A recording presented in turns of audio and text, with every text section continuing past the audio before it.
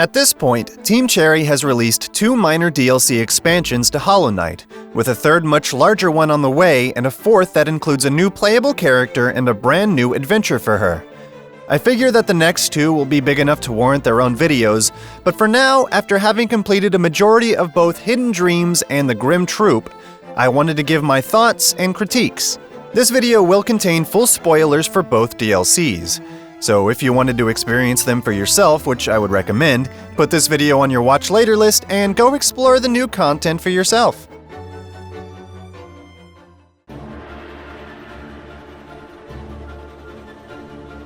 Hidden Dreams was the first DLC to drop, and it really doesn't include very much. The entirety of the DLC is 2 new bosses with their own soundtracks, and 2 new quality of life additions including a new stag station placed near the White Palace entrance, and a feature called the Dream Gate, which allows you to place a gateway at any location in the world. Once you've placed this gate somewhere, you can then teleport back to it at any time. For someone like me, who 100%ed the game before the DLC ever came out, these quality of life features weren't very useful for me, but for somebody who's playing the game for the first time or doing a second run-through, these 2 features will be an invaluable addition. In fact, I actually found great use for these during the second DLC, which I'll discuss later. While those features are neat and all, the real meat of this otherwise very light expansion are in the 2 new bosses that are available. They're both relatively well hidden, and I had to look them up.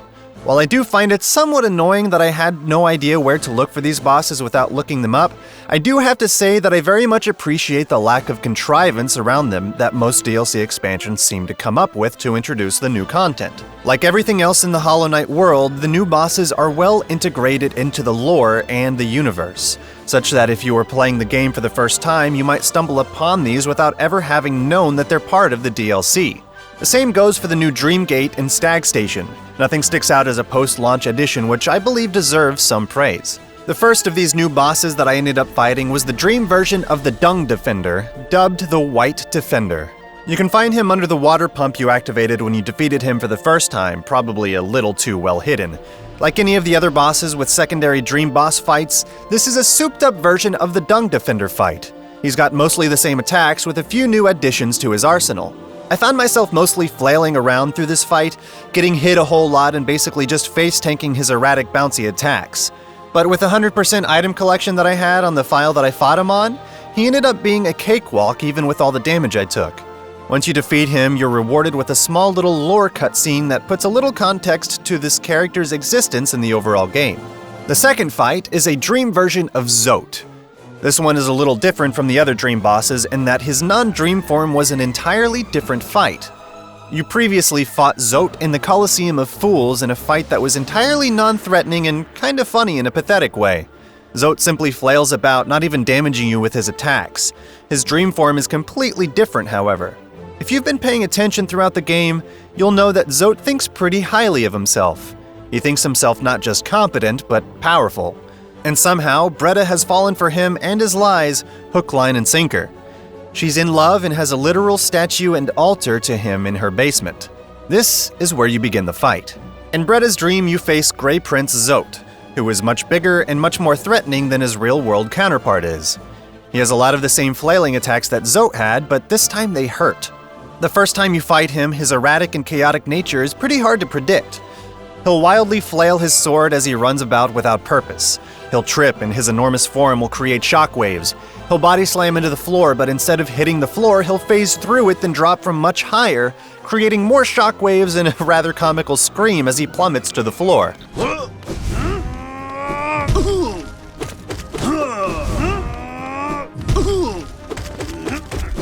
As powerful as he is, he's still incompetent as hell, and it's hilarious. But the sheer force of the weight of his body manages to be threatening. Just like with the White Defender, fighting him with 100% item collection meant that I could be careless, and I finished the fight with ease. For most other games, that would be it. You've defeated the 2 bosses and got the new quality of life features, but this is Hollow Knight, and there's a little more. It turns out that both of these new dream bosses can be fought an infinite number of times, becoming more and more powerful as you fight them more. And the first few of each fight confers slightly more content. I never fought the White Defender more than once, but there's just a little bit more lore the first few times that you defeat him. For Grey Prince Zote, however, he gains a couple of new attacks and a plethora of new adjectives adorning his name, which only adds to the comedy. I defeated Grey Prince Zote, I think, 11 times, and I would not recommend this to anybody. Every time you defeat this boss, another candle lights at the altar to His Majesty. Defeat him enough times and his statue turns gold. On the second fight, his bug-spitting attack is upgraded to summon a new type of hopping bug in addition to the flying ones. On the third fight, he starts to summon explodey ghosty things. On the fourth, he starts dealing more damage with every hit. 2 damage, then 3, then 4, then 5, 6, and so on for every successive fight.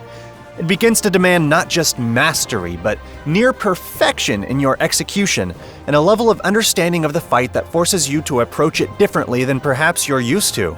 It may sound like I'm being a little overly dramatic, but I'm being sincere here. For much of the game, in the first few of these fights against the Grey Prince, my go-to safe attack was the downswing. It's a great move. Most enemies are pretty vulnerable from the top with no way to retaliate, and it refreshes your double jump, allowing you the freedom to decide where you want to move after a hit. And for the first few fights, it works. It gets you hit a couple times, but the damage you receive isn't so high that it forces you to stop or change your tactics. But once Grey Prince Zote starts doing 3 or 4 masks of damage per hit, his poorly telegraphed jumps and bug spits will hit you much harder than you can reasonably take on a regular basis if you continue with that same tactic. I'll admit that my playstyle was so ingrained by this point that I saw this as completely unfair. How am I supposed to hit him if I can't pogo on him all the time? The front's too dangerous. That was my mistake.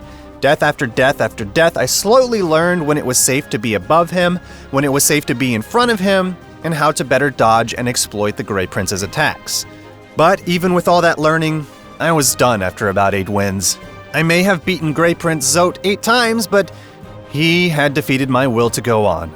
At this point, I had shut off the game with no intent to revisit this fight, satisfied that I had experienced more than enough of Hidden Dreams. I believe that at this point I had been at this for about 2 hours and I was absolutely spent, but I'm stubborn. I woke up the next morning fresh and invigorated, and for some reason, I felt a burning desire to conquer this fight that left me so defeated on the previous night. I launched the game, changed my charm selection, and in 2 attempts, won while he was dealing 8 masks of damage per hit. That turned his statue gold, but I was able to defeat him another time after about 10 more attempts, and that was when I felt pretty satisfied. I may have felt some relief after accomplishing all of this, and on one hand, I really don't feel like the experience was anywhere close to worth it. But on the other hand, the way that it forced me to approach the fight in a different way as it became harder was really interesting to me.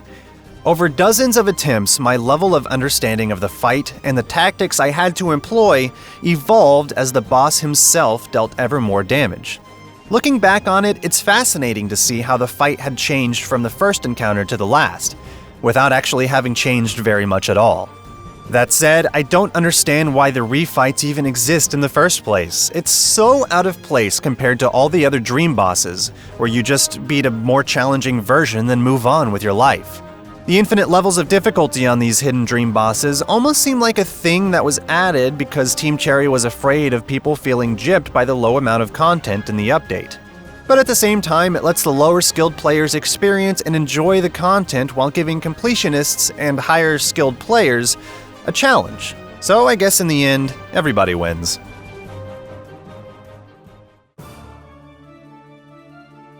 The Grimm Troupe is the second DLC and is much more involved than Hidden Dreams was. It includes new charms, a new quest, new bosses, new allies, and a new area within the White Palace.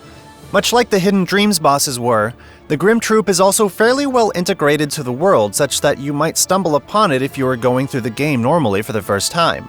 However, I had to look up forum posts so they could tell me where the Nightmare Lantern that I needed to activate to summon the Grimm Troupe is placed, which is behind this inconspicuous hidden wall way over in the Howling Cliffs.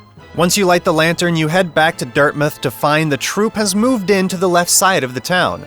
One tent contains a very large bug who wants nothing more than to eat your fragile charms, then trade them for an unbreakable version after giving her an excessive amount of geo. I was unable to afford to fix all of them since just the fragile heart cost 12,000 out of my 17,000 remaining geo to upgrade. This is a great addition for players going through the game for the first time, since it incentivizes geo-collection even after you've bought everything else in the game. And making these breakable charms unbreakable is pretty powerful, since these charms are so good. This little NPC isn't the main draw, however. The bigger tent holds Grimm, the troupe's leader, who gives you a charm that bestows upon you a Grimm Fiend, and asks you to use this charm to find and collect flames that are scattered about Hollow Nest. This is where the DLC started to lose me a little bit. This is little more than a glorified fetch quest. You're sent to 3 locations on the map, and once you collect the flames, you go back to Grimm. It's a little more involved, however, because to collect these flames, you need to fight a Flame Keeper. These little bastards are very annoying to fight, as they often float into walls and give you very few opportunities to actually attack them. Luckily, all 3 of the flames are relatively close to stag stations. Anyway, once you collect the 3 flames, you head back to Grimm, and your adorable little Grimm Fiend will evolve into a still adorable but less helpless Grimm Fiend who will attack enemies for you. Grimm then asks you to collect 3 more flames.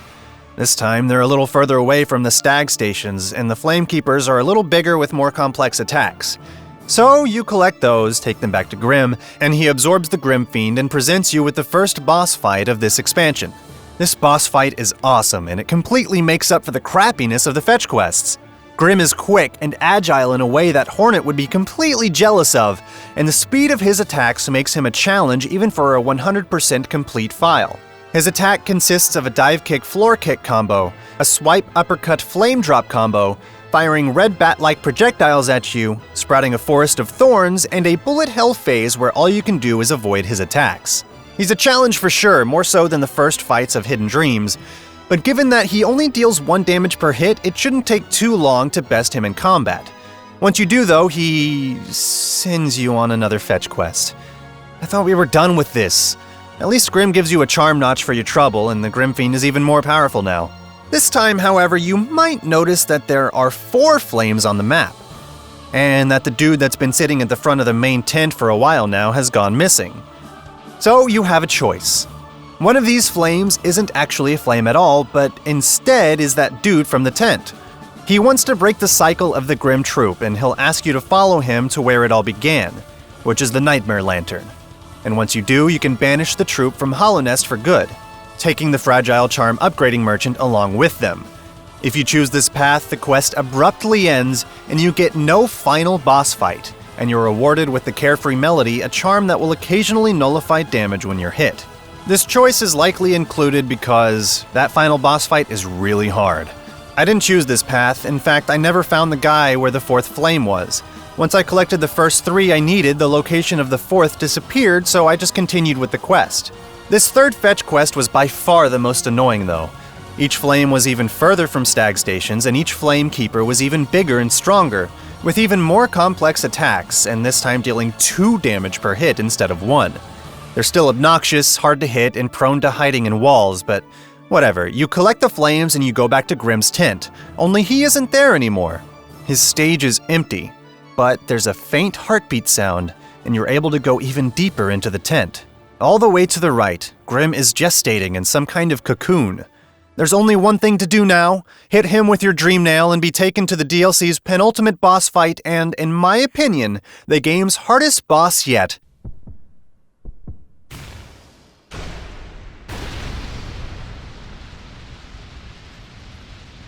Nightmare King Grimm. Grimm was fast, but Nightmare King Grimm is even faster. He has all the same attacks that Grimm did, but they're all souped up and more dangerous. And he now deals 2 damage per hit instead of just 1. His dive kick floor kick combo now trails flames. His uppercut combo now drops even more fire.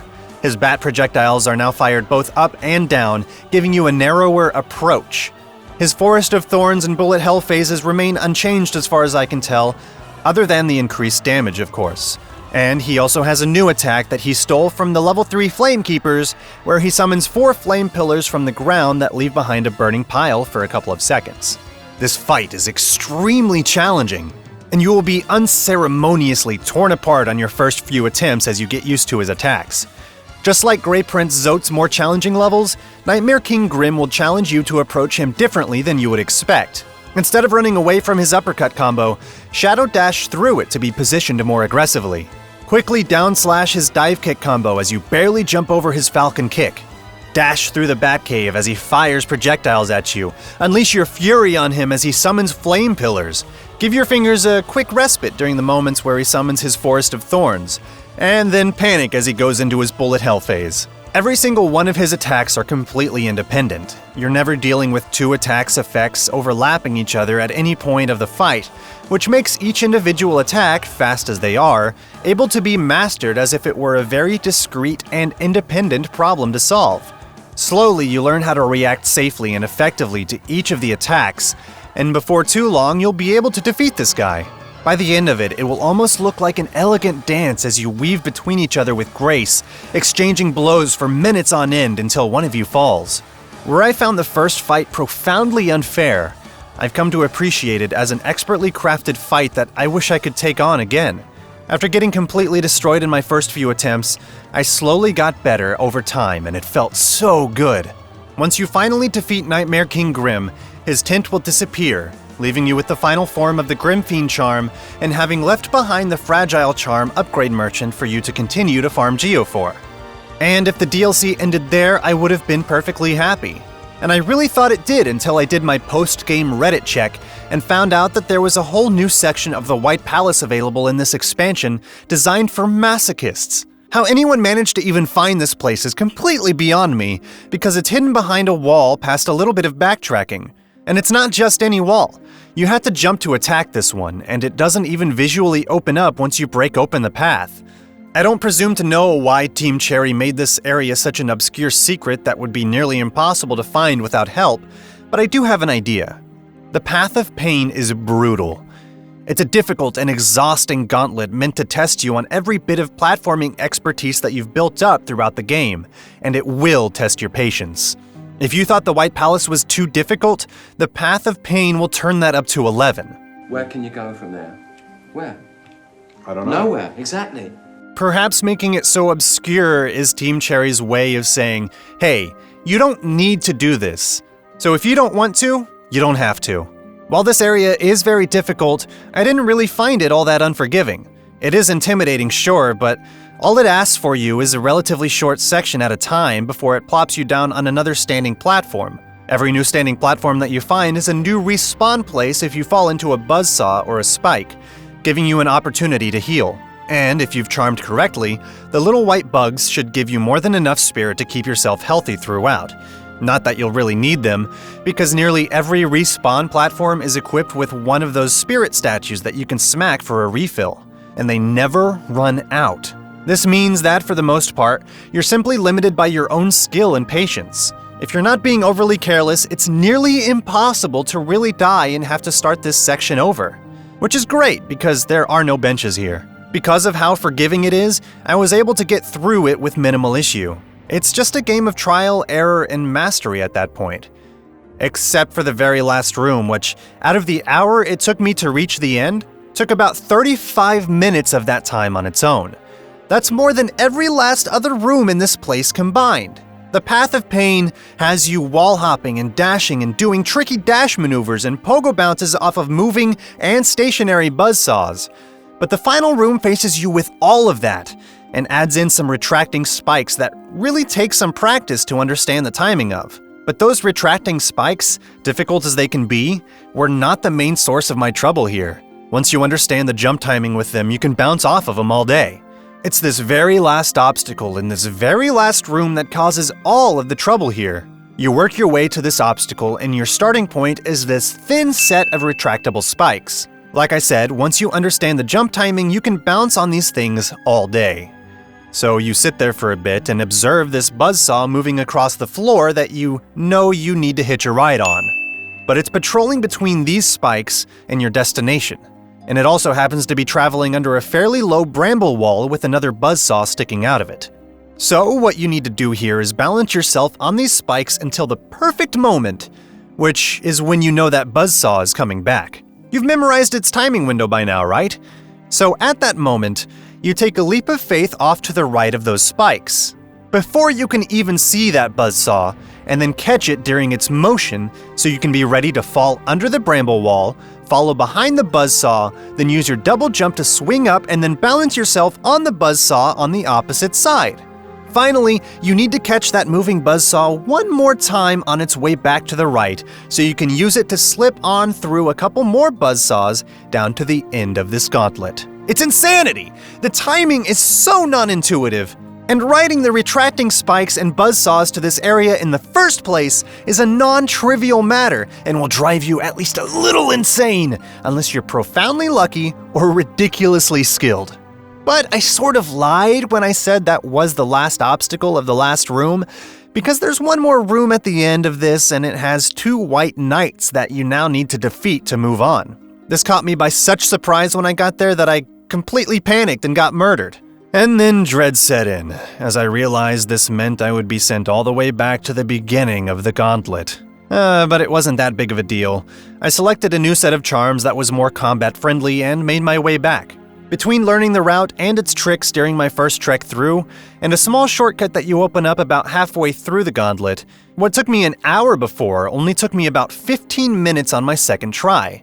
And this time I was ready and able to defeat the 2 white knights and claim my prize, which was a 3-second clip of a vessel and the White King, and a new entry in the Hunter's Journal called the Seal of Binding, which looks remarkably similar to a very well-hidden piece of lore in the Weaver's Den down in Deep Nest, which I never actually found before this expansion.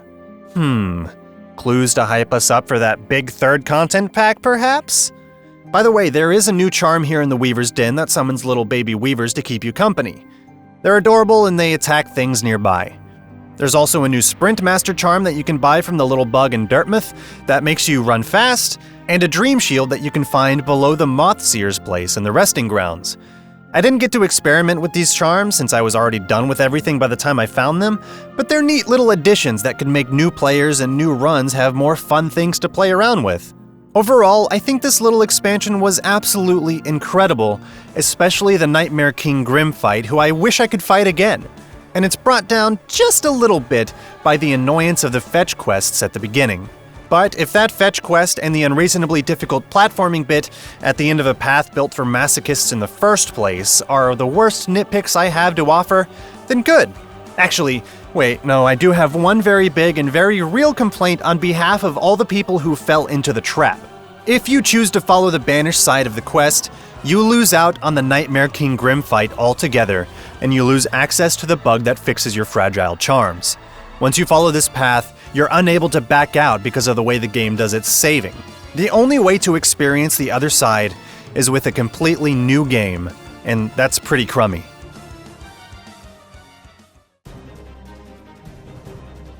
Team Cherry has done an excellent job with these content updates so far. They're both wonderfully integrated experiences that elevate the entire game, even if they're small. Small as they are, though, I've gotten at least half a dozen really solid hours out of them. It's hard to believe that every update that is released will be bigger than the last. The third promises to be big, and the second one was larger than the first, and the fourth will be a whole new adventure. It's rare for me to feel so invested in a game so long after I've completed the base experience, but I'm excited and delighted to return every single time a new update drops. The only thing that worries me now is that the max completion percentage is now something like 106. It always irks me when games do that, but whatever, it's not a big deal. And there's even some stuff that I haven't covered, like new interactions between characters and how incredible the new tracks are for the new bosses. All this stuff really does a whole lot to flesh out the world, and I love that Team Cherry is putting so much attention to detail in every little thing that they do. Keep up the great work, Team Cherry. I'm eagerly looking forward to the next few updates. All that said, I want to get one thing off my chest that might seem a little bit minor, but was really getting on my nerves throughout both of these DLCs. Perhaps my biggest complaint is the fact that with so much emphasis placed on difficult dream bosses, it can become infuriating to die so many times and have to go through the death animation, waking up out of the dream, going back into the dream, and traveling back to where the boss is before you can fight it again. It doesn't sound like a big deal, but for Nightmare King Grimm, this process is a little over 30 seconds from the moment you lose your last mask to the moment the next fight starts. You will be dying a lot to the hard dream bosses, so this is a ton of wasted time after all is said and done. It's especially bad if your attempt takes less time than it took to initiate a new fight, and yeah, that's happened to me many times and it sucks. If you're interested in watching me play through the second DLC, I'll leave a link in the description below and as a card here at the end of this video. It's the entirety of my 3 hours in the Grimm Troupe expansion condensed down to an hour of the most important bits, with a focus on fights, death montages, and the journey through the path of pain. I personally think it's a fun watch and I had a lot of fun putting it together. Other than that, if you liked this video, you know what to do, and if you disliked it, you also know what to do. And if you've played these expansions, I'd love to know what your favorite part was, so let me know in the comments below. And be sure to follow me on Twitter at ingeniousclown and hit that subscribe button for more awesome gaming content here in the future, and I will see you next time.